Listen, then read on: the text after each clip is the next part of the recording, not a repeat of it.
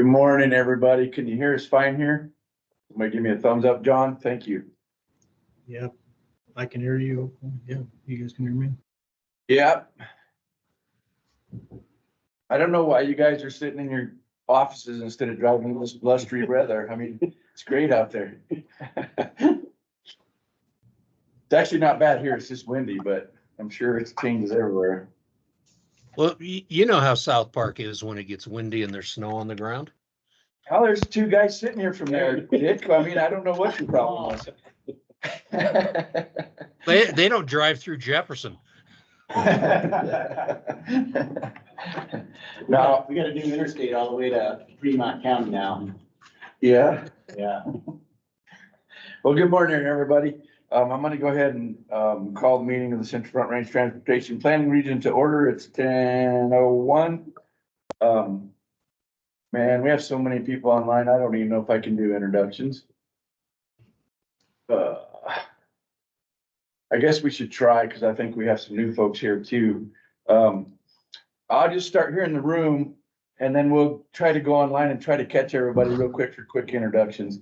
I'm Dwayne McFall, Fremont County Commissioner and Chairman of the TPR. Morton. Scott Dodge, Town of Fairplay Board of Trustees. Ray Douglas, Town of Fairplay Board of Trustees. Andrea Stein, Canyon City Council. Caleb Patterson, Town Manager of Westcliff. Leo Evans, Public Works Director for Canyon City. Samantha Hughes, Upper Arkansas Area Council of Governments. And the guru behind the minutes and keeping me in order here. I appreciate you. All right, we're gonna try to go online here. I'll try to go down the list. It'll probably change as I go, but Amber. Hi, I'm Amber Shipley. I'm the Communications Manager for CDOT Region 2. Diana. Good morning, Diana Van Auken, Teller Senior Coalition. Jeff Guthrie. Howdy, everyone. Jeff Guthrie, Region 2 Planning here in Pueblo. Jamie. Hi, everybody. Jamie Grimm, Office of Policy and Government Affairs from CDOT. Morning. Jason Nelson.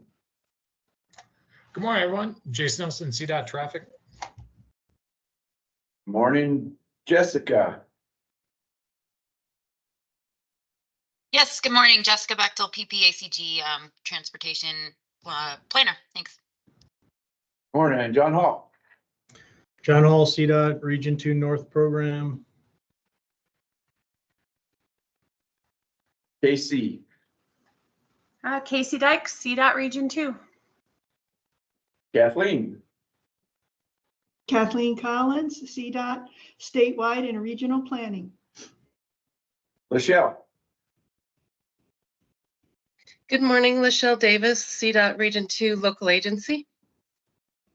Morning, Lindsay. Hawkes.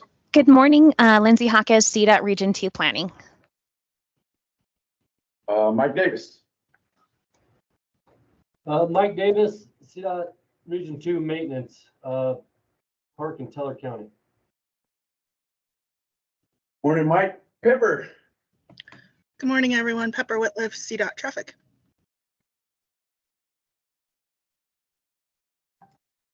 That's a. Oh, it's somebody put something on there. For meeting. Dick Elsner. Dick Elsner, Park County Commissioner.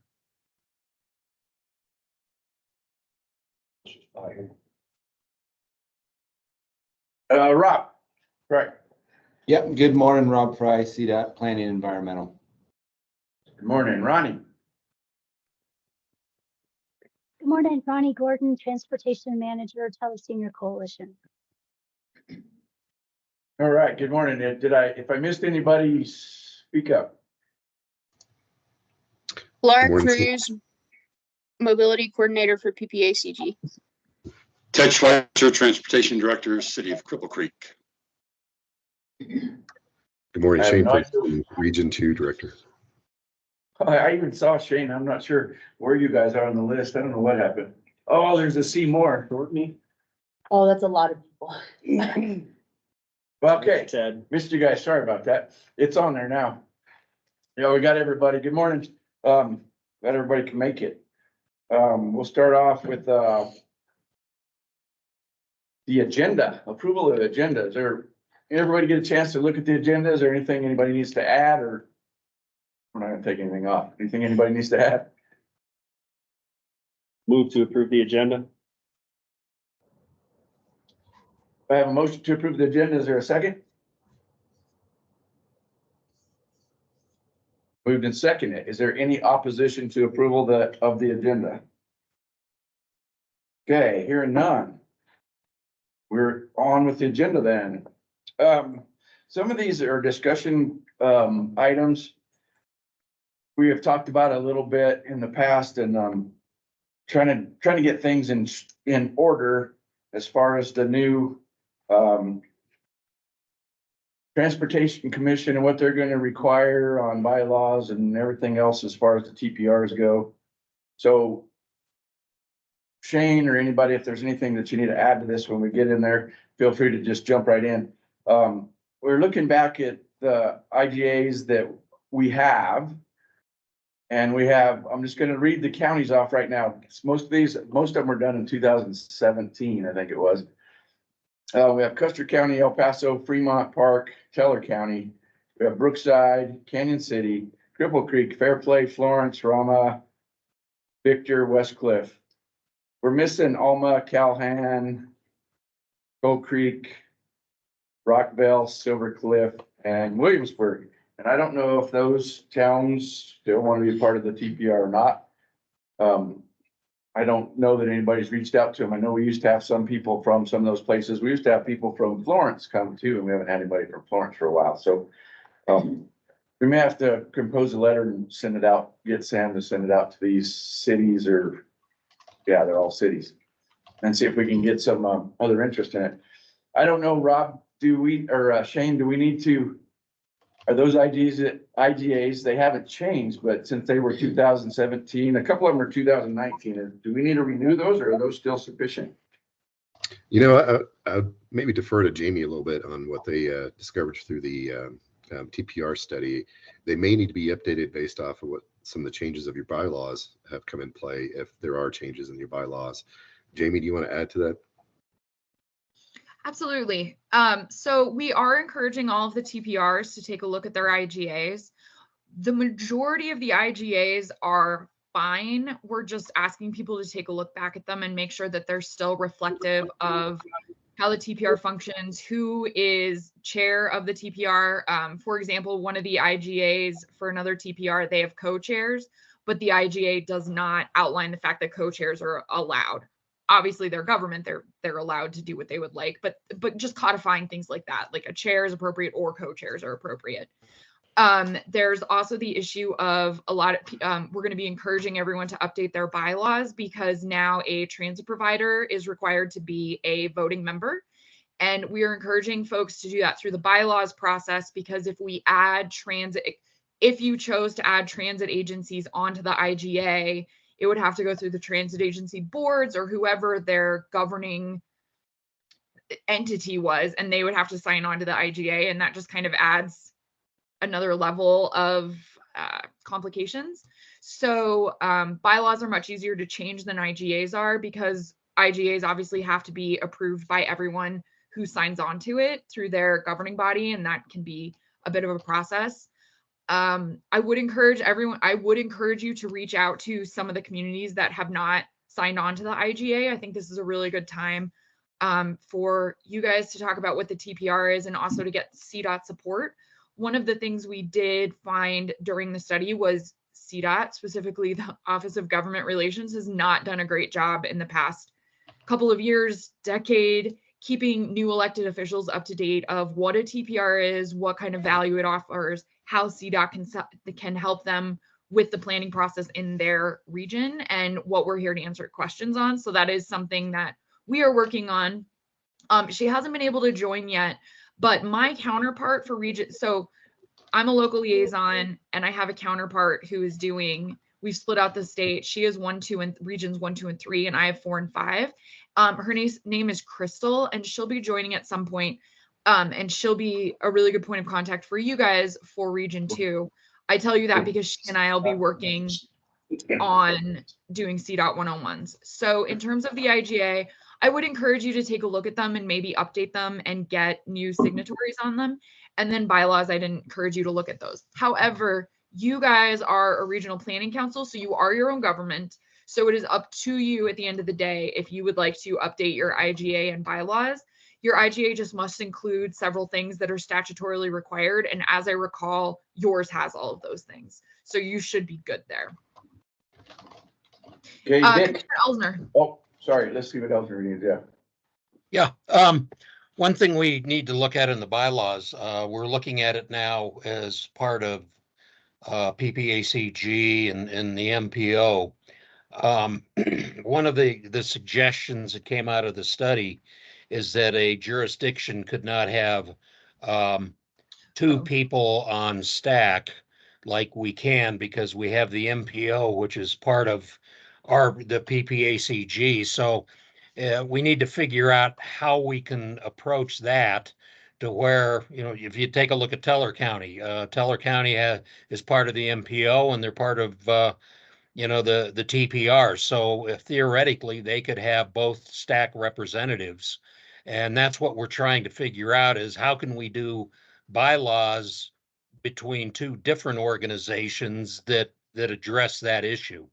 So Colorado Springs could have a El Paso County commissioner and some Colorado Springs city councilwoman, and that then would be a problem because they would both be from El Paso County. So it's, how do we address that to make sure we get representation from the entire region, and it's not concentrated in one county? Thank you, Commissioner. Yeah, there are 4 counties in the state that could conceivably have 2 members on stack based on the way they're split up between a TPO and a TPR. We as CDOT and the Transportation Commission cannot require that. We are just asking it as a good faith for the TPRs to take that into consideration when electing stack members, just because there's 18 votes on stack and might as well spread the love. Go ahead, Rob. Yeah, I think Jamie summed it up pretty well. I was just going to add one more thing to consider. We're going to be kicking off our long range plan later this year. So now's a really good opportunity to try to bring some of those folks that haven't been attending into the fold, so they can participate more actively. Okay, thanks. So maybe Jamie or Dick, I remember that conversation as well with stack, but I still don't know if we elect a stack, or if we elect a chairman and then a stack representative is appointed today. I don't have a clue who the MPO is putting in. I guess the only chance, if it was a Teller County or an El Paso County, we may run that risk, but we don't know.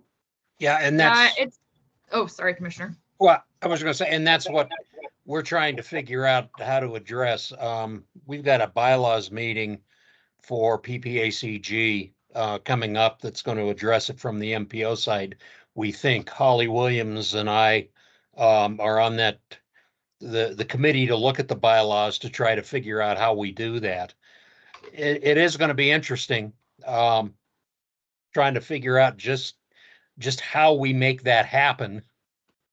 But again, it's I know the what is it, the North Front Range, that area, they've got the same issue, and supposedly they have created bylaws that address that, but I haven't seen them yet, and it's a work in progress. Yeah, it's definitely not a perfect system because you guys are elected officials. It's tough to find people to volunteer to be on stack. We know that. It's hard to get people to attend TPR meetings. So it's definitely going to be a good faith as we work this out, just trying to understand that it's good to have as many voices, different points of view on stack as possible. But there is a possibility that you guys will only be able to find a person willing to go to stack meetings who is also represented on PPAG We understand that there's no way to, we can't force you to not do it. Essentially, we're asking you to take it into consideration. How that plays out remains to be seen, but we appreciate that you're open to the conversation. North Front Range, what happened is there's 2 Weld County commissioners currently on STAC, one representing an MPO and one representing a TPR. And that's kind of what started the conversation is, should Weld County have 2 representatives on STAC when there's also Larimer County, there's also smaller municipalities, et cetera. So just a way to spread representation around.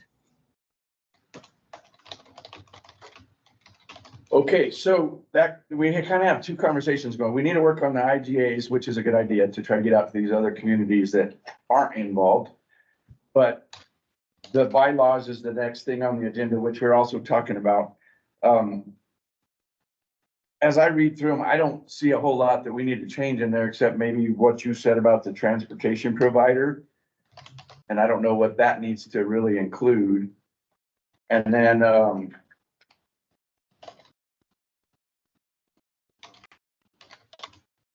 well, that was really about the biggest thing that I saw in our bylaws as they're written.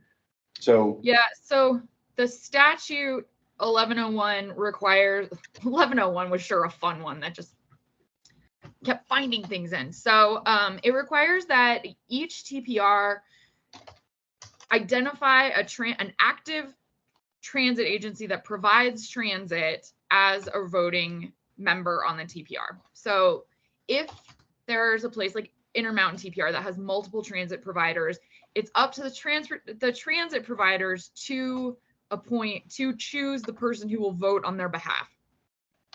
So there's a lot of complications around it and other TPRs based on who manages the transit agency and who budgets the transit agency.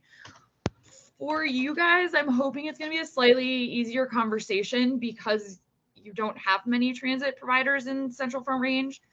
But it is required to be someone who provides transit rather than something like a transit planner, which may not be easy to do in every TPR. So I think that's a conversation for you guys to have to identify who could possibly be a transit agency representative if they want to be a transit agency representative, and how you want to go about adding them to the bylaws. I think in some of the other TPRs that have multiple transit agencies, it's going to be slightly easier.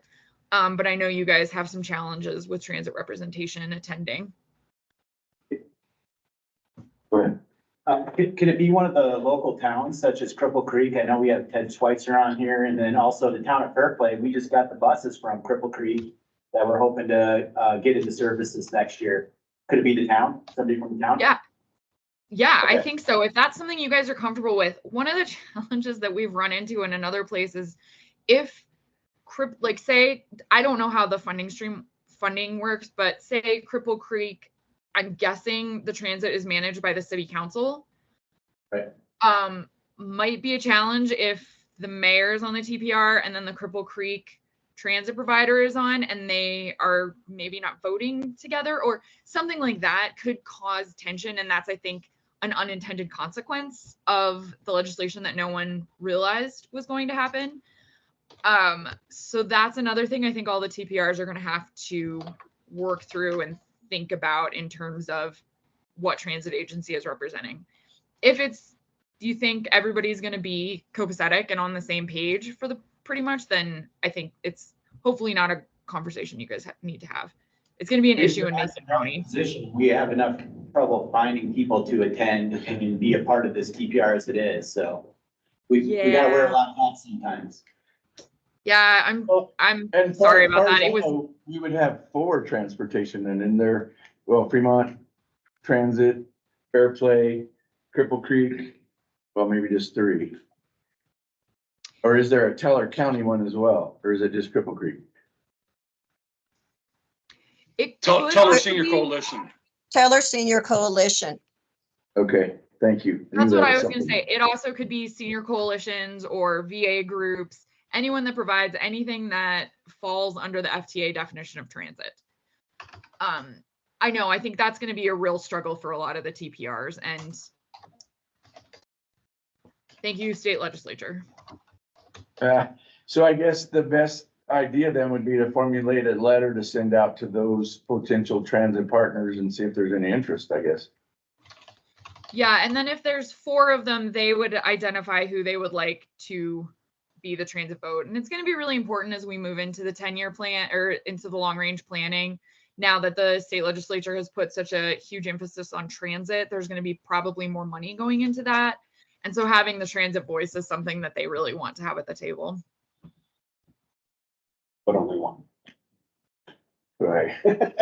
Only one. But it can be more than that. I should say it can be more than that. If all 4 of those people want to come and be voting representatives, that's under your purview. I should have said that.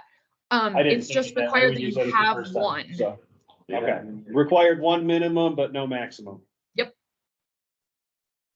That's a little bit. Yeah, it's just, let's keep it as confusing as possible. Yeah, state entity, right? Just do it. Any other conversation on this, before we move on? I think what I'll get with Samantha and maybe, I don't know, Jamie, maybe if you would be involved for a letter to send out to these folks. And see if they're interested as well as an updated IGA to potentially go out to everyone as well as the ones that haven't been involved. Yeah, happy to help with that. I would also encourage you to include Jeff and Lindsay on that. I didn't want to step on anyone, but please include me as well, Commissioner McFall. Go ahead, Jeff. What'd you say? I didn't want to walk on anyone, but please, I didn't want to walk on anyone, but please do include us as well. Thank you. Okay. I figure he knows the transit agencies pretty well. He should, right? A little bit. Okay, so with those changes, we'll have to amend the bylaws and add the transportation portion of it. And then I don't know if anybody else looked over the bylaws or not and saw any other potential changes that we might need to discuss. If so, let's hear them. And if somebody needs those copy of those bylaws, we can get them to you as well. They're included on the invite.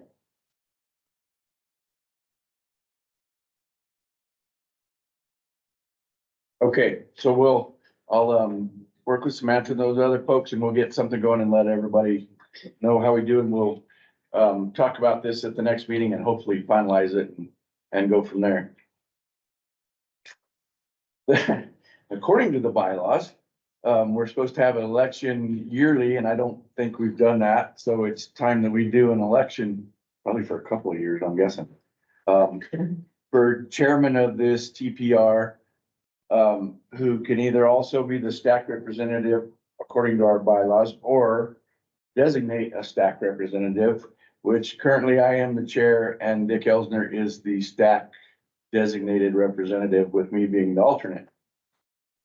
So that being said, we need to have an election and elect a chair, and then the chair can designate their stack representative if they're not able to do it. So I would open the floor for nominations for chair. Motion that Dwayne McFall be chair still. Second that motion. Second that. Have a motion in a couple seconds for me to remain chair. Is there any other nominations?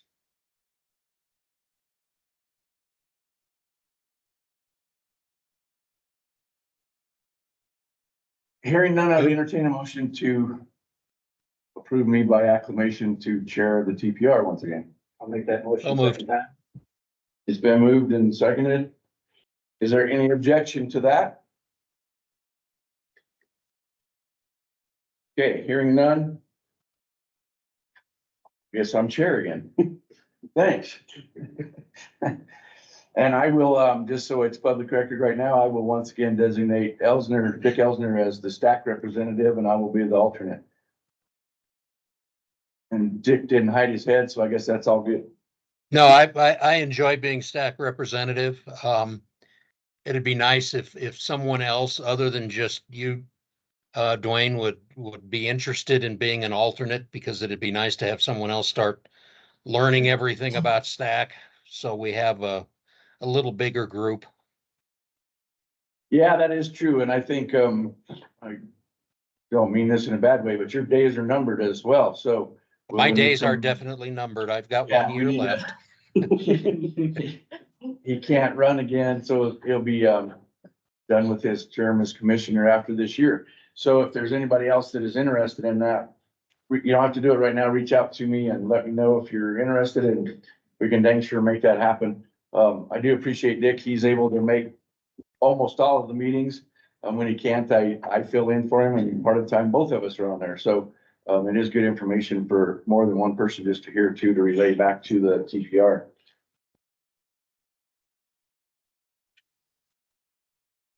Okay, moving on. CDOT's agenda, the legislative update, TPR boundary update. Who are we going to with that? Yeah, but you're pointing up, but I don't know who that is, Jeff. Which direction? Is it Shane? I'll kick it off, but I'm going to hand it over to Jamie.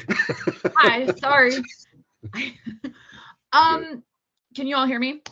Yes. So, yes. Boundary update. We have submitted our report to the Transportation Commission as well as the state legislature by the statutorily required deadline, November 30th. And TC has taken a look at it. To remind you of the process, TC will, CDOT staff made recommendations. We did the study, made the recommendations. TC will review those recommendations, and then they will open the the rulemaking process for the planning rule. If you guys remember the GHG process from a couple of years ago, we will have formal rulemaking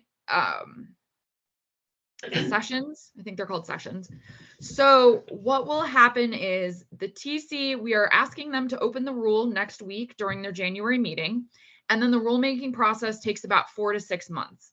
So what we will do, and the reason it takes that long is because we have to coordinate with the Secretary of State's office.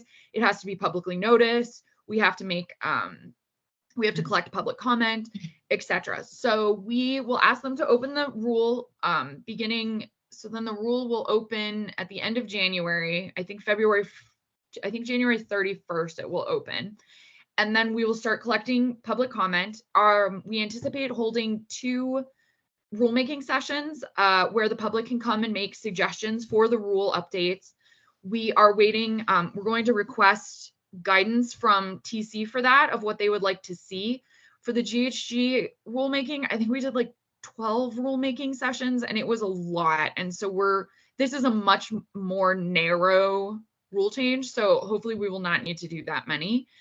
TC will be establishing an advisory ad hoc committee of 3 members of TC that will be helping guide staff as we move through the rulemaking process. And then TC will make the final decision on the recommendations. The recommendations that CDOT staff made on boundaries are recommending that Intermountain TPR be divided into 2 TPRs because their population is so great, and their traffic crashes, their traffic ADT is very high of all the rural TPRs. So it would be Summit, Lake, and the majority of Eagle County. And then it would be Pitkin, Garfield, and a tiny portion of Eagle County. And Eagle County would be divided on the Eagle Transit Authority taxing district and the RAFTA taxing boundary. And Intermountain TPR actually specifically asked us to do that, even though we were hesitant to divide counties, because it makes it a little bit harder for CDOT staff. In terms of transit planning, that's easier for them and will make their job, instead of having to deal with 2 jurisdictions in Eagle County, transit jurisdictions will be divided. So that would be, we're just calling them East and West Intermountain TPR right now. Statutorily, we can only have 15 TPRs. That's the max. And so 5 urban TPRs that include a metropolitan planning district, a metropolitan planning organization, which is established by the federal government. And then 10 rural TPRs, which are established. Those boundaries are created by the Transportation Commission.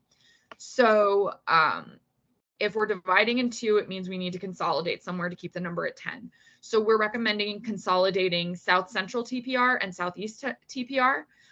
It would make them very large. Eastern TPR and Northwest TPR would still be larger, but Southeast and South Central TPR, as we're calling it right now, would be consolidated. They've together, they still have one of the lowest populations in the state.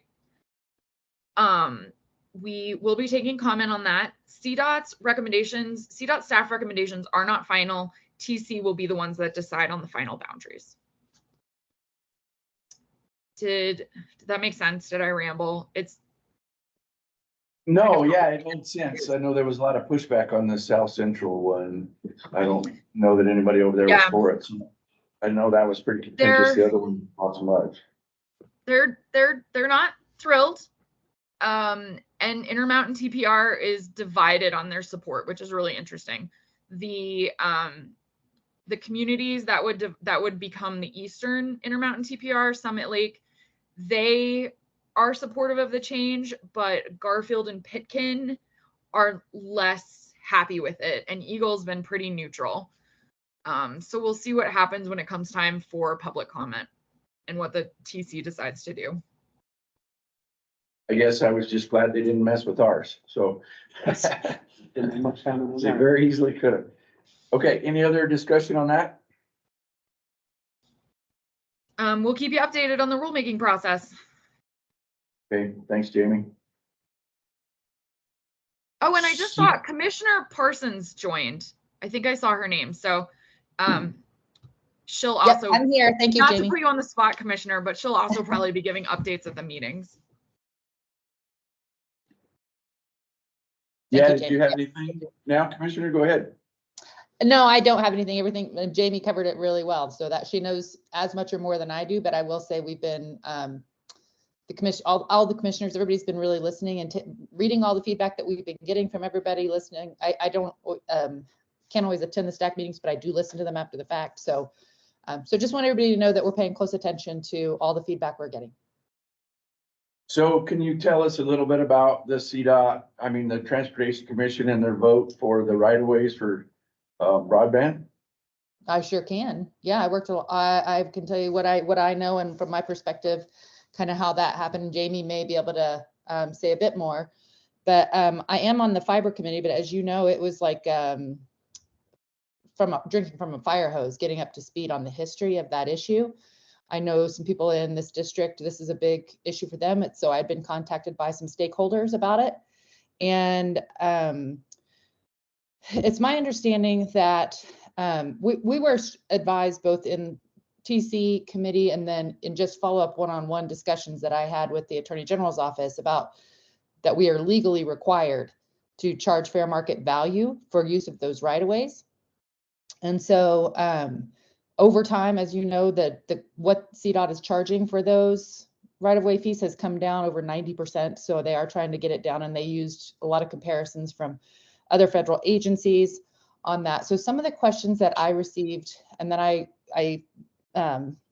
think that's the sticking point is, you know, should the private sector and the public sector be charged the same for rights of way and that kind of thing. So, but from what we were told as commissioners and how we were advised legally, we have to charge fair market value, both on the front end and on the recurring.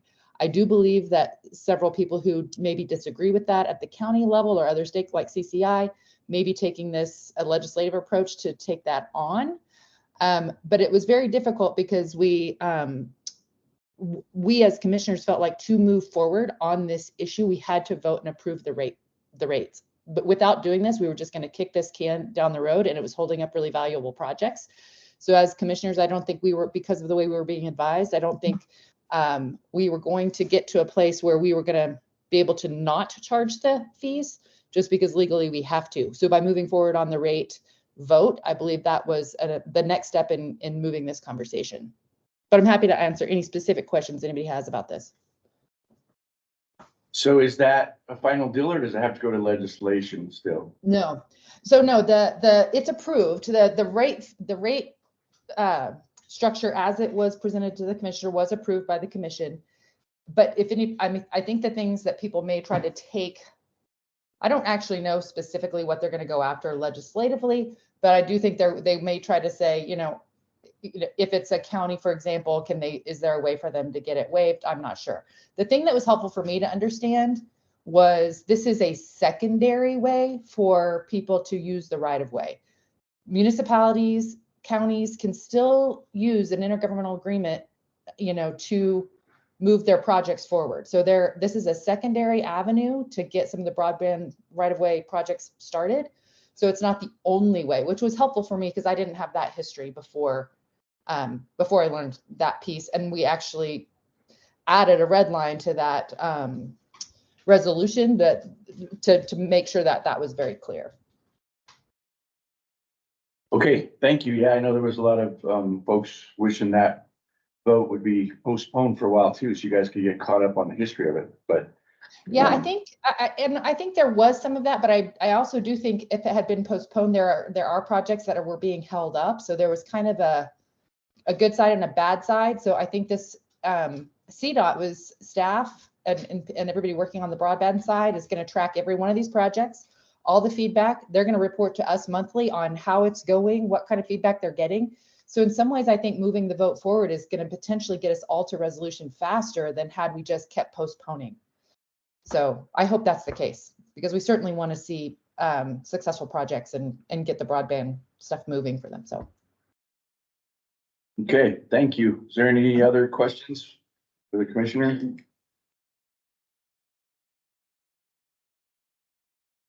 Okay, thanks. Now we'll move on to CDOT project updates. All right, that would be my agenda item, I think. Okay, John, okay, thanks. So for active projects, obviously the 9 and 285 project there in Fairplay is probably the biggest highlight for this group. The project obviously is under construction, proceeding in budget and on schedule. We're having a little bit of, we're working through some stuff with the first phase bridge construction, as you guys are well aware. Currently is in winter free time. Obviously, don't expect a whole lot of work through the winter, but we're definitely trying to keep the project moving forward and the contractor working as much as they might be able to, particularly on the bridge stuff. Expected completion still fall of next year. Colorado 115 west of Fort Carson there.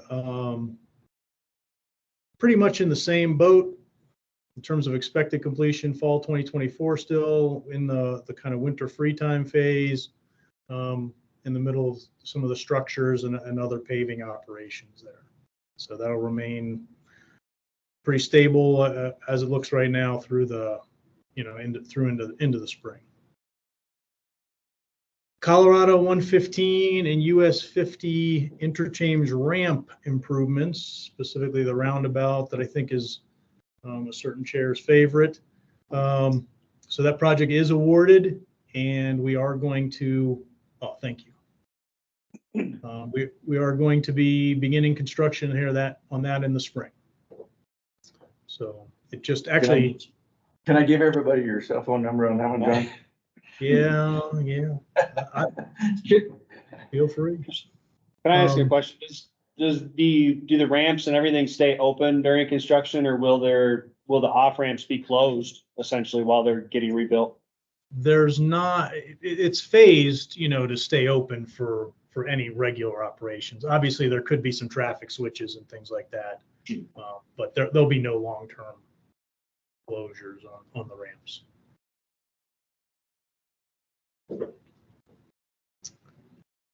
And that expected completion in fall 2024 as well. The bridge bundle project is pretty much all wrapped up in Park County. In our area, it's pretty much moving into South Program, southeast of Pueblo. There will be some final paving and touch-up work, punch list type work at various locations, particularly the one east of Hartselle next year, and when the weather warms up. Projects completed or near completion. The chain up stations at Kenosha and Hoosier. So we're still waiting on that last lighting controls to plug those in and get the final hookups. But that they are fully installed. So the light fixtures themselves, things like that are fully installed. So. All right, other projects including design or nearing advertisement. The US 58 Mile Hill Safety Improvements projects, and as was mentioned earlier by Jamie, Crystal might be joining us, but the bottom line, that project is in design. We're still hoping to keep things on track for 2025 construction. But the big news on that project is that we are seeking a grant, and we've talked, obviously, Commissioner, with you, Chairman, for a few times, once or twice, and you'll see Crystal in particular from our Public Relations Office be reaching out to many of the local agencies for support letters. We're going to be seeking a grant up to about $25 million. What that will do is give the project a budget of, depending on how much we would get with the grant, from 25 up to even $35 million. And what that extra potential $10 million will do is just allow us to get an extra half or full mile of paving and median barrier out of the project, along with just other little incidental things that just help keep the maximize the improvements in the corridor. But we're really excited about that. Shane, I don't know if you had anything you wanted to add, but yeah, no, we're pretty doggone excited about this. This will be the first pursuit in Region 2 for a grant, at least North program in a little while. MAMSIP was the last one. Yeah, I mean, we definitely recognize the safety needs in this piece of the corridor. We feel like, just talking with Hannah, who our grant writer is in headquarters, as well as Director Lou, that this is a great pursuit. And there's a lot of excitement about the potential for this award or this grant. So we'll see how it shakes out, but definitely excited just to move this one forward. And I should add that don't think this grant is going to be like the next 6-month process. We are rocking and roll. Hannah up there in headquarters is rocking and rolling, putting this thing together. As you guys hear in the next really week or so about these support letters, we're going to need those turned around by mid-February. By the end of February, this grant is done and in. So it's moving fast, and we should. We're ready to roll on it, John. So whenever it gets here, we're ready to roll. Awesome. Hey, John, this is Crystal. Can you all hear me? Hey, yes. Crystal. Yeah, I'm here. I just wanted to, hello to everyone. Good morning. My name is Crystal Armendariz. I'm the local government liaison covering regions 1, 2, and 3. John and I had a discussion last week that I wanted to at least introduce myself or reintroduce myself to folks. But yeah, be on the lookout for some emails that I'll be sending out this afternoon, specifically to Fremont County and Canyon City elected officials. But I do plan to be out about in the region, just try to get more familiar with folks. And in addition to this project, I know it's a significant project, and so that's my role, is working with the local elected officials. Just a little bit of my background. I'm a former elected official. I served on City Council in Commerce City from 2011 to 2019. So I have a perspective of what folks want to see in their communities, but I also have the perspective on how the process goes. So it could be detrimental or it could be beneficial. It just depends. But glad to just hop on and at least say hello to everyone. And again, just expect to see an email or emails, I should say, this afternoon or early tomorrow morning, looking for those letters of support. And I can drop my contact information in the chat should anyone want to reach out to me directly. That's what I'm available for. Thank you. Thank you. Dick, do you have a question on something you talked about already? Yeah, I drive past the Kenosha chain up station, and as I drive past, I notice you have one pier that looks like it's all set to have a pole on it, but it doesn't have a pole. Is that something that you're planning on doing, or did someone not count, or did they put in too many piers? Just kind of curious.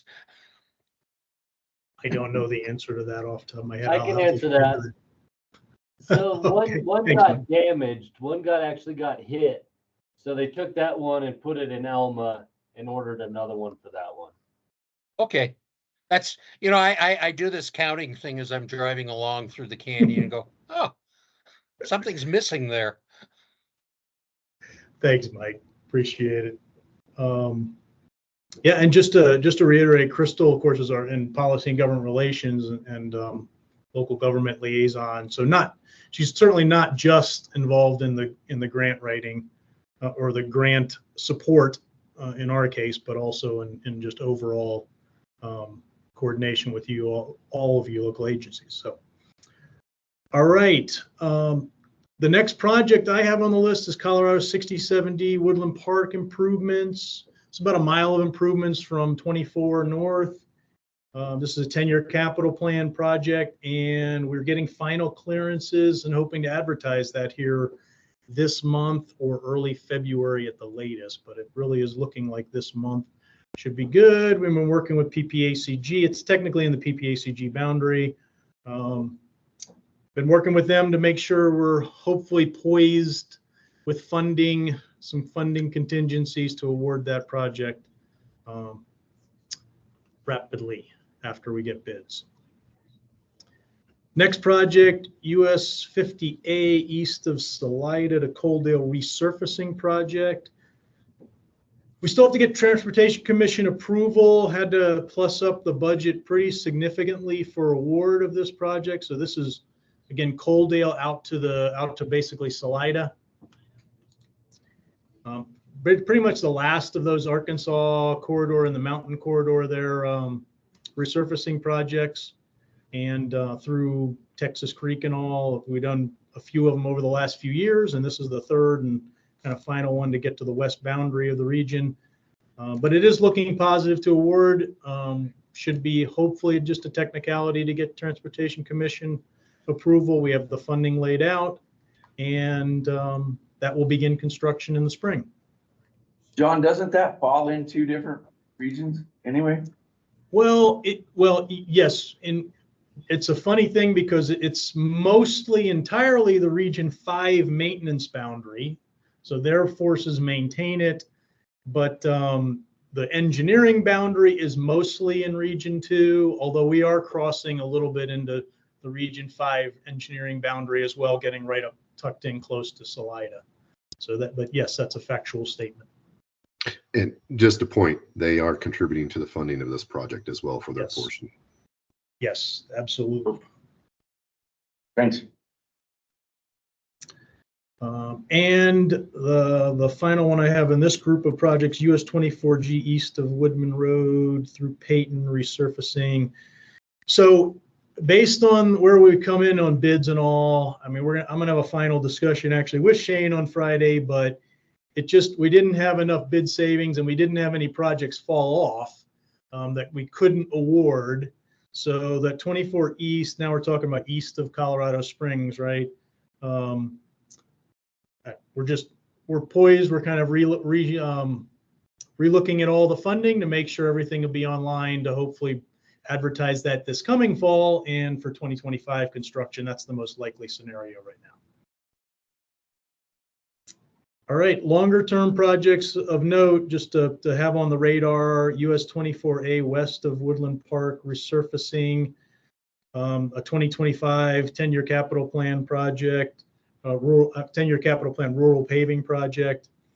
US 285D near Bailey, that's going to be a combination of actually surface treatment and 10-year capital rural paving also for 2025. Construction is what we're planning, but you'll notice that we do have some stuff to work out. The 10-year capital funds are listed as 2027 plus. So we got some coordination with our headquarters to try to make sure that's all lined up. But again, it's on pace to be 2025 construction up there in Bailey, the resurfacing project to complement the recent safety improvements and stuff. 24G near Calhan passing lanes. And I really should say that there's also another resurfacing project near Calhan too that's kind of on the docket. All those 2025 or 2026 construction, we're still going to have to work out some of the final years based on, recent bid results and stuff like that and shuffling funds around. 24G Judge Orr Road, Bluegill, that's really in the PPACG boundary, just east of Falcon. but that project's listed for 2026 construction. And 69A Hillside to Texas Creek. So from 50 south from Texas Creek there on 69, that project right now is looking at 2027 construction based on funding. And finally, Colorado 115 Canyon to Florence Safety Shoulder resurfacing improvements. So that's basically the 115 wrapping south of 50 there. 10-year capital plan project. That's actually got, of this last list of projects, that's got kind of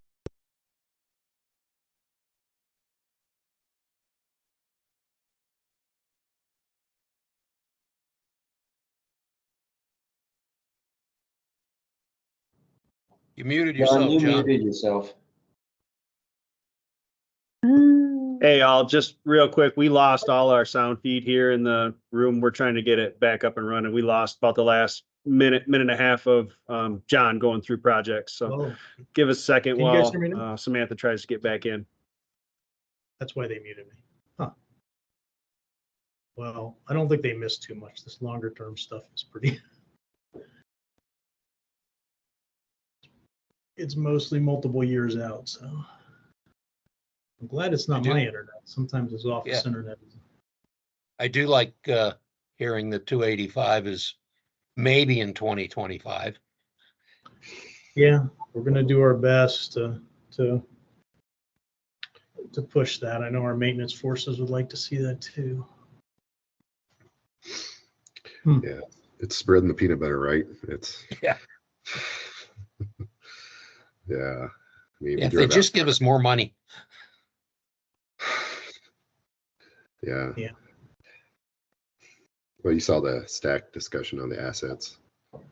Yeah, that's I don't know if you guys are going to talk about that, but if I give my update, I'm going to mention the that asset report. I mean, that is just sad. And it's, You saw them, double check, make sure. Yeah, my attitude, it's the people of Colorado who just absolutely refuse to have good roads. Can you all hear us? Yes. Okay. Yes. Just switch over to mine, so we're back online. But we cannot share screens at the moment. So if anyone else had attachments, I don't think we'll be able to handle that part of it. So John, I'm sure you just finished off your list that you had while we were. Yeah, look, those longer term projects, again, 24A resurfacing west of Woodland Park, 24D up 285D up near Bailey, resurfacing 24G, Calhan, passing lane, and I should add a potential, an overlay as well. Judge Orr and Bluegill, Hillside to Texas Creek resurfacing on 69 and 27 and 115 Canyon City. The 115 Canyon City is the one that I would want to just emphasize with you guys the most. Scott Schnake's residency, they're doing an RFP.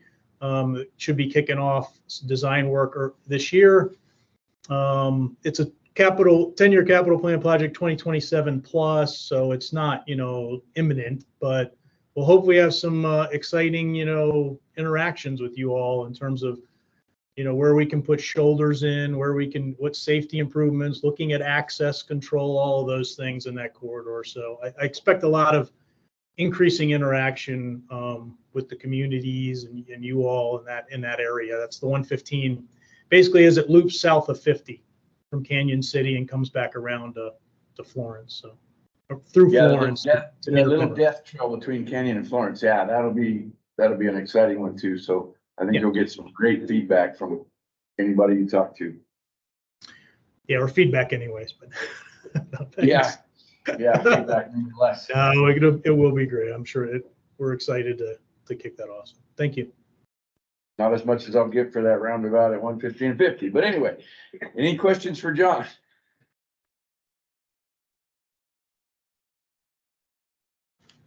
Thank you. In the local ones? Yeah.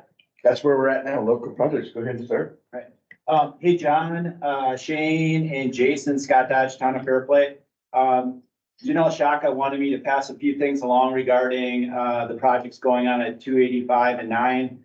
We're still super happy working with American Civil Contractors. They're doing a great job in taking care of everything that they should be taking care of. We had a pretty severe accident on Highway 285 just south of the bridge construction Friday night. And I know we've talked a little bit about a potential for a roundabout going at Platte Drive. She wanted me to mention that we still want that to be looked at and going forward. And we don't know if you guys are doing a study or what you're doing right now, but we'd like to expedite conversations regarding that intersection.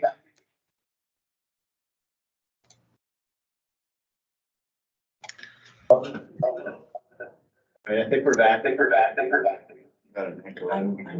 I'm muted.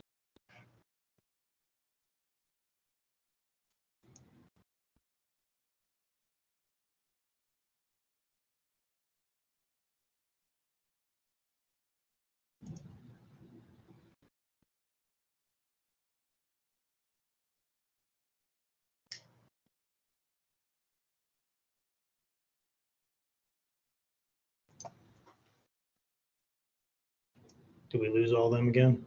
I think so. We're back. John, did you pick up that comment that I made regarding Platte Drive and a potential for roundabout? We heard about the roundabout, yes. And I'm probably gonna have to defer to traffic and Jason Nelson if he's around with the or Yeah, Shane, if he's- yeah, we heard you, Scott. It came up in conversation because of a development review. Right. That's we left it at, and so we've been engaging the town with, transportation studies and what it, bigger vision what the town wants to see. So it's kind of an initial process. That's kind of where we're at. So there's a lot more conversations coming. Okay, yeah, we would like to try to expedite things if we can, just because we already are experiencing problems and we haven't even switched the lanes over yet. So let's just get that on everybody's radars. The other thing that came up from Janelle, CDOT mentioned that there was not going to be any sidewalks from the Otto's restaurant down towards past the Sinclair. And we wanted to find out why that was going to be, because that was a part of the original construction. And we do want those sidewalks to the north on 285 past the Sinclair. So we wanted to make sure that that was still happening. Yeah, well, I'm gonna have to look into that one a little more on the side. I did hear something about that, but I mean, I'm not gonna. I don't know the exact decision making in terms of it was advertised, before I got in this position. But it's certainly gonna be a challenge, to put scope in if that was not in the scope right now. But I mean, there were a lot of cost, saving measures. This project was way over the initial budget allocation. So I'll have to look into the details of that a little more. Thank you. If you could respond back to Janelle too, our town administrator, that would be awesome to keep us in the loop on that, because none of us were aware of that. We were, obviously under the assumption that what was put out to bid is what we were going to be looking forward to seeing. So thank you for looking into that. And then the third thing, we brought it up at the last DPR meeting, was the resurfacing of Main Street Highway 9 from 285 to west of town, going towards Breckenridge. We'd like to still make sure that that's on your radar as well. Yeah, it's on the radar, but I can't say it's on a list to actually fund yet. So we're, we got a lot of challenges with resurfacing projects. So, but it's definitely understood as a concern for sure. All right. Thank you. Any other updates? Leo, want to go with your updates? Sure. The first project on the list you're looking at there is under construction. We started that a week or two before Christmas, so it hasn't made tremendous progress yet, but it is underway and working towards completion, probably sometime in May of this year. That'll be all the pedestrian crossings and median installations along US 50 through town. And I don't recall if we talked last time. I think the funding, our bids did come back favorably on that. I think the funding probably is enough to do the entire project, even though we bid it with a number of alternates. Working down the list, US 50 lighting, about the fourth or fifth one down there. Still looking at options for that. We've got a design from Black Hills. We've been chasing some solar powered streetlight options around just to see if those are a viable alternative. We haven't found one that works great in CDOT right away yet, because a lot of them don't have the crash testing and aren't willing to go through that level of effort. So I don't know where that one will shake out yet. 9th Street Safe Routes to School is, I think we're waiting on CDOT concurrence to issue bids. So we're through right away, through design, ready to bid, kind of waiting on our letter there. And I think that may be all of them for us. Is there anything else on that list for Canyon City, Samantha? No. Oh, the multimodal plan, I will touch on that one. We're getting ready to do public survey and open house meetings. One thing I did hear you guys mention was the 8 Mile Hill project and looking at a raise grant application. Obviously, our plan's not finalized yet, but I do expect that our plan will have some recommendation for a pedestrian connection between Canyon City and the center area up there at 8 Mile Hill. So I don't know if that can be, worked into consideration. Maybe it's a late scope ask to build, but maybe it can at least be evaluated for design efforts to see how some kind of multimodal connection could fit into that area at some point in the future. I think that was it. Yep. All right, Dick, you want to have an update?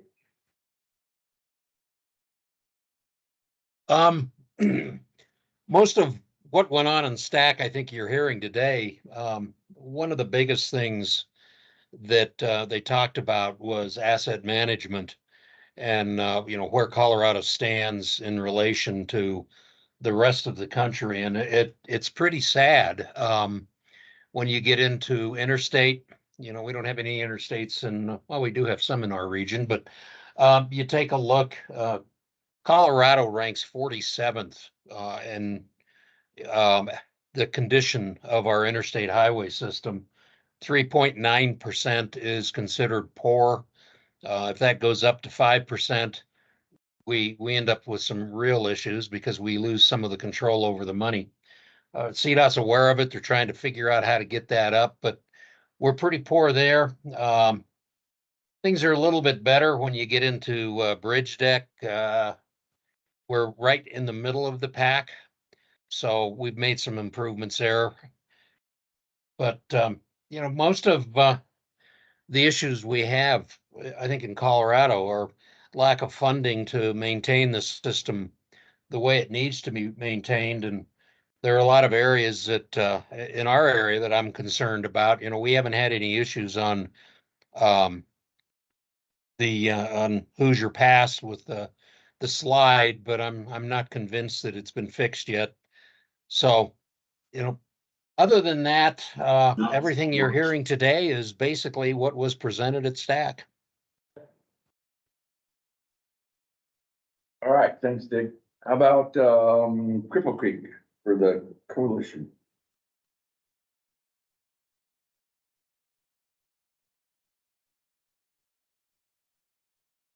Nothing? Oh, was that my local agency update? Yeah. Well, I gave the STAC update. Local agency, we've awarded the contract for the bike path to the design of the bike path from Alma to Fairplay or Fairplay to Alma, depending upon which town you live in.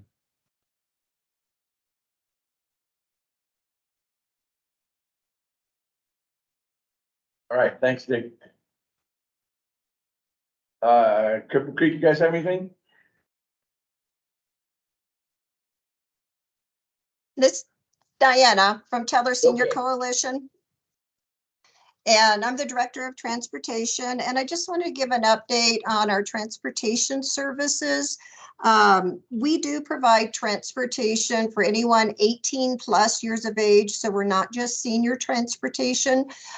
We provide transportation for anyone throughout Teller County, Eastern Park County, which includes Guffey and Lake George, and then Western El Paso County. Our services go into Colorado Springs, so our transportation for any services in Colorado Springs, medical appointments, drop-offs at the airport, discharges from the hospital, any services down there. We currently have 12 vehicles, and so we're providing a lot of transportation throughout the area. Also wanted to give an MMOF update. We did receive grant funding on the MMOF, and those monies were released in July, so we started those services. And we have MMOF deviated rural bus routes throughout Teller County, Eastern Park County, and Western El Paso County that are going really well. We also received grant funding for the MMOF transit van, which is in process. We should have that first quarter of this year. And then we're still waiting on our MMOF bus planning grant funding from CDOT. So hopefully we'll hear about that soon and get that going. I also wanted to let you know Ronnie Gordon, who has been our transportation supervisor here, has been promoted to transportation manager. She's on the call today and she'll be attending these meetings in the future. Thank you. Thank you. All right. Is there somebody from El Paso County, isn't there?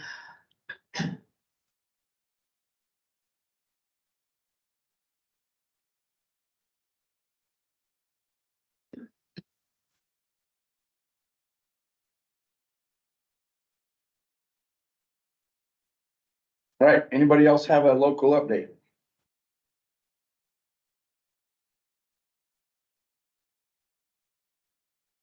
Michelle. Yes, thank you. I just wanted to touch base on the remainder of the list. These are all of the local agency projects that go through my unit in the region. I won't go through every one of them. Thank you for those that did update on theirs. I appreciate that. If there's any questions, you can reach out and I'd be happy to answer those. And then also I wanted to let you know that the off-system bridge awards came out in late December, and let's see, Fremont County was awarded funds for repair of the 8 Mile Creek Bridge. And Rockvale, who I have never worked with yet in my experience here, was also awarded a grant. So I'm not sure if they've been awarded federal money before, but this is the first for me to work with Rockvale. And they were awarded funds to replace, looks like Mesa Avenue and Oak Creek Avenue Bridge.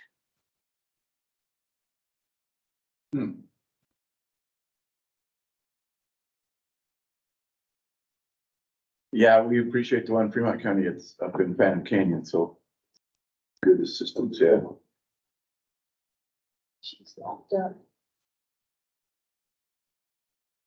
Michelle, I don't know, we lost you.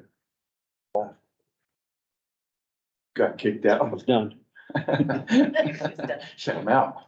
Go ahead and stop sharing this. All right, maybe Michelle will get back in a second. Anybody else have any other local updates? I did have one more I'll mention. Maybe she was gonna mention it. The, forget the acronym, HSIP call for projects is open right now. So those are safety funded projects for local agencies. I can't remember exactly how much Region 2 had. I want to say it was around $3.4 million maybe. So if you've got safety centered projects, I think that call is open right now until the end of February, I want to say, is when those applications are due. So.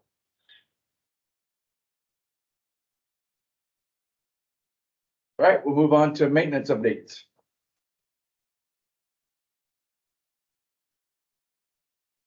It sounds like I'm the only one on, so, I know last time we talked, we talked about that, stabilization issue up on Highway 67, mile marker 63.9. We were able to get that in and get all that stabilized. We actually brought in a contractor to help us with that. And right now for Park and Teller County, we're just doing your typical winter stuff, plowing snow, pouring the cracks, making sure we can try to preserve some of the pavement, that the good pavement we do have. So that's about it for Park and Teller. Thanks, Mike. Go ahead, Shane. Yeah, I was just going to say, obviously today a lot of our maintenance guys out east are pretty well tied up with everything else, and so Mike, thanks for the update. If there's any questions or anything else you guys might need, just let me know, and I'll get it to those guys. Thanks, Shane. Lachelle, was there anything else that you wanted to add besides what Leo did? No, I appreciate Leo jumping in. Of course, when it's my turn to talk, my computer freezes, so I apologize about that. All right. Thank you. All right, we're gonna skip Jeff. No, I'm just kidding. He's over there chomping at the bit. Transit update. Oh, you all are funny. Can you hear me okay? Yes, sir. Thank you very much. In that case, let me give you an analog presentation on our digital platform here. In case everybody's reviewed the packet materials, you can see that the outrider routes, the two routes that run through the Central Front Range, are doing pretty well in our terms. The Crested Butte to Denver route is showing a just under 21% increase over the same time last year, through the end of November. And then that's a November 23 ridership is just under 16,000 for that for the first 11 months of 2023. And that's a 76% increase over 2 years beforehand on that route. And I know that route operator has also worked with our headquarters folks to increase the capacity on that, just because we are seeing a heck of a lot of ridership from every single town along that route in both directions, surprisingly. And we're working really hard to keep up with getting the word out to people when the buses are full and when we're able to scramble a second one. The Alamosa to Pueblo route that also swings through Central Front Range, we're pleased to say that I believe we've reached resolution with the city of Canyon City for a new stop there. I think it's called Veterans Memorial Park with the missile in it. My kid's favorite place to stop there to climb on the artillery gun. But that route ridership is holding fairly steady with November 22nd. Let me start over. Through November 2023, that route is holding very close to through November 2022 on ridership. There's about a 24 passenger difference in the same amount of time, which is interesting. All of that being said, it is still an increase of, I can't read my chicken scratch, roughly 44% over 2021, same time. Moving on, working through maintenance issues with some of the outrider buses. So you've probably been seeing the Senior Resources Development Agency coaches, I'll call them the cutaways, the smaller, I think 15 passenger size on that route.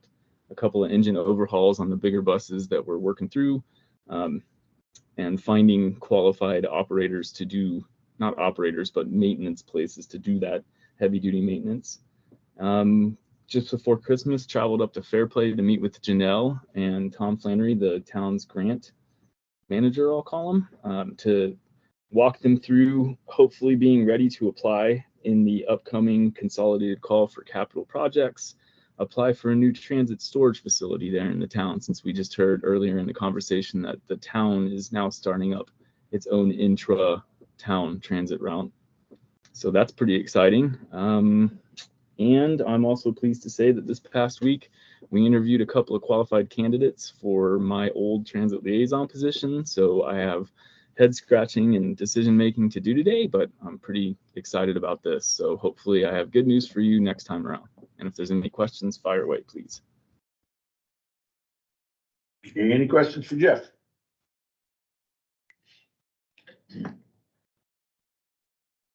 I'll let you off easy, I guess. You're good. Thank you. All right. We have any CDOT headquarter updates?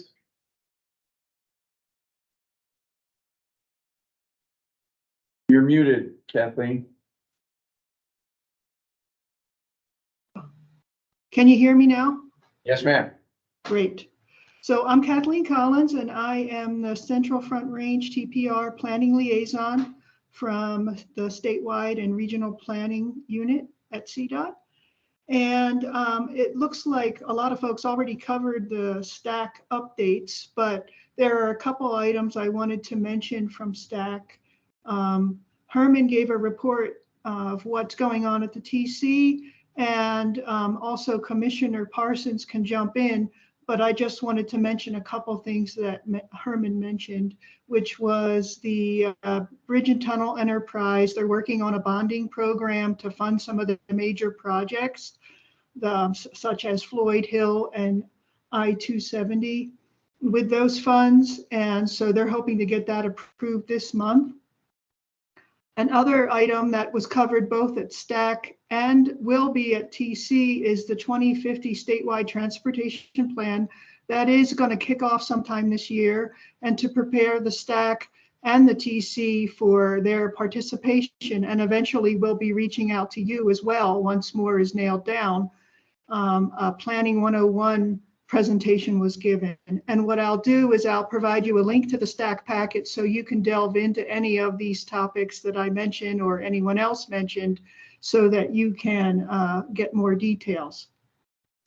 And then also our Shane Ferguson, our RTD of Region 2, he did give a great presentation on some of the major projects happening in the region.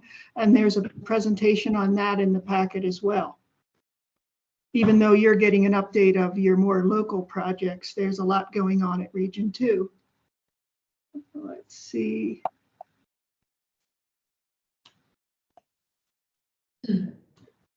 There was also an overview of the Colorado Freight Plan that has a good information in the packet. And then we have a STAC work plan schedule that we're going to work out for 2024. And we'd like to get any ideas from folks. So if you want to look at that packet item and then give us any feedback, you feel free to do so. So those are the items from HQ for now, and I'll get that into the chat, a link to the STAC packet. Any questions? Okay. That seems like it. Thank you, Kathleen. Sure. Let me get that into the link. Thank you. STIP update. I don't know who that is either. I think I'll start. We're all staring at each other. Sorry. We don't have anything new we want to cover, I guess, really quickly. And Shane, please step in, or Rob, to cut me off here. But it's the same. What was included in your packet was the same thing that you all saw 3 months ago. The one project that we would like to add to the Central Front Range RPP list out in fiscal year 28. And thank you. That is the big colorful spreadsheet if John Hall wants to take over right now. Just tell me where you want me to zoom in, because it's a lot. If you can't see it. I need bifocals probably anyways. I'll go ahead and jump in. Oh, good. I'll go ahead and jump in just to set this up to let you know what we're asking. This is an action item. We did bring this to you guys, this exact same spreadsheet back in the October TPR meeting. Nothing's changed. It was just informational then. This go around, it's actually an action item. So we are asking for your approval to add the FY28 RPP funding to the, take a look at another screen, to the Colorado State Highway 69 shoulder and safety improvements in Custer County. So that's a project being proposed to be added. And then the yellow highlighted boxes there are some of the additional changes that John's suggesting be approved as well in the previous year. So maybe if John could walk through those real quick.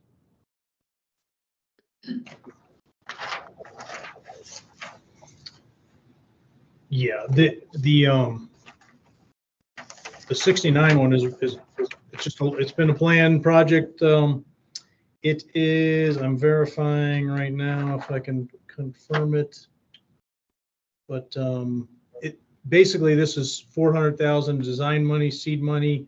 It's a 10-year capital plan project that has $10 million in fiscal year 27 plus, and this $400,000 will get us, you know, moving forward on design a little bit, hopefully at least a little bit early.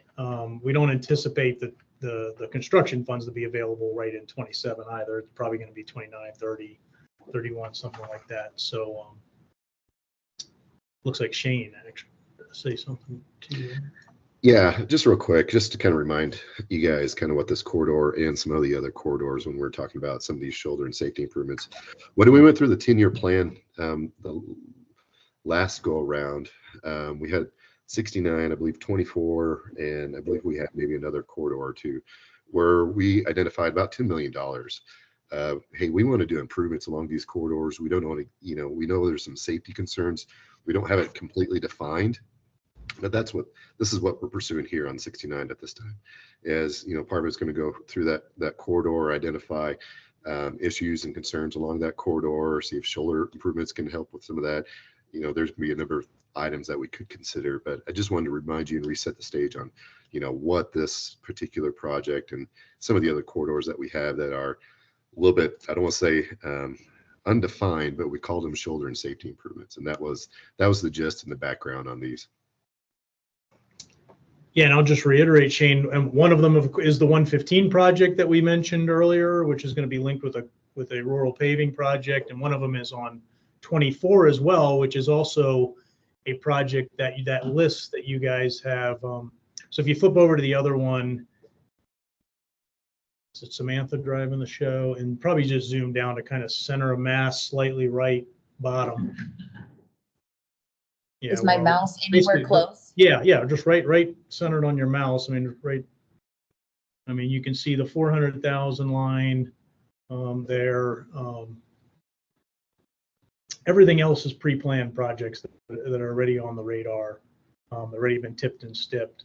But that 400,000 line is that. I think if you scroll over to the left to get the actual titles of some of those projects, you can see the 24A shoulder and safety improvements projects. That's one of those three that Shane mentioned. That's on there.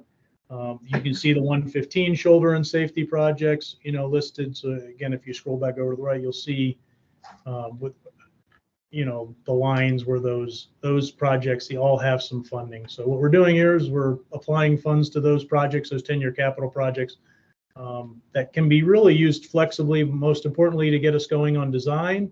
And, you know, after that, they could be used potentially, if we don't use it all, the design funds, you know, to support construction and things like that, since they are 10-year capital plan projects.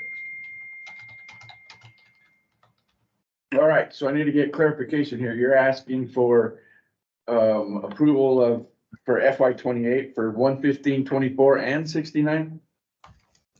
Oh, no. Those other projects I was just mentioning, they're already on the list. Yeah, so just RPP money from 69 then. That's correct. The only thing we're talking here is the 28, 400,000. Okay, that's FY28 for the RPP funds for Highway 69. Correct? Yes. All right, I would entertain a motion for that. I would move to amend the STIP to include the fiscal year 28 project on C69 in the amount of $400,000. Is there a second? Second that. Been moved and seconded to approve RVP FY28 for Highway 69. Is there any objection to that?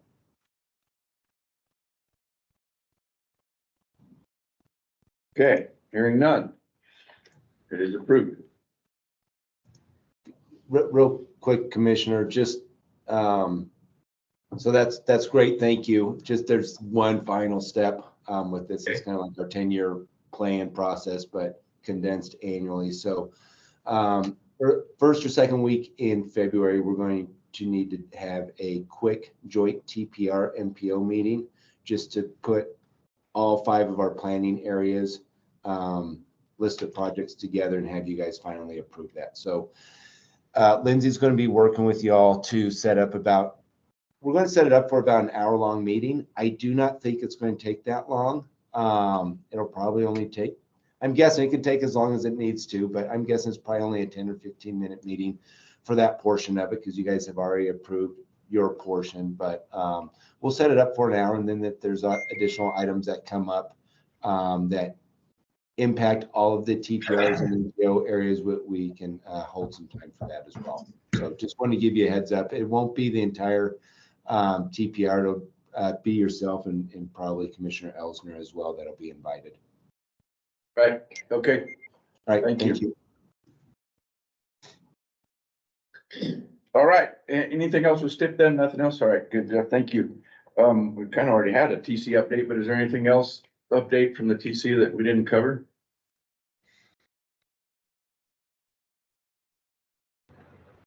Not from my end. Okay. Thank you. And then we talked about the RISE Grant 2 application, so I don't think there's any reason to rehash that out. That's all I have on the agenda. There is a reminder that I hope everybody got the meeting invites for the next 4 or 5 meetings. The next one should be in Colorado Springs at the Pikes Peak Area Council of Governments. We'll get Samantha to send out reminders of that right before that. What is it, April 8th? So be on the lookout for that. And does anybody have anything else?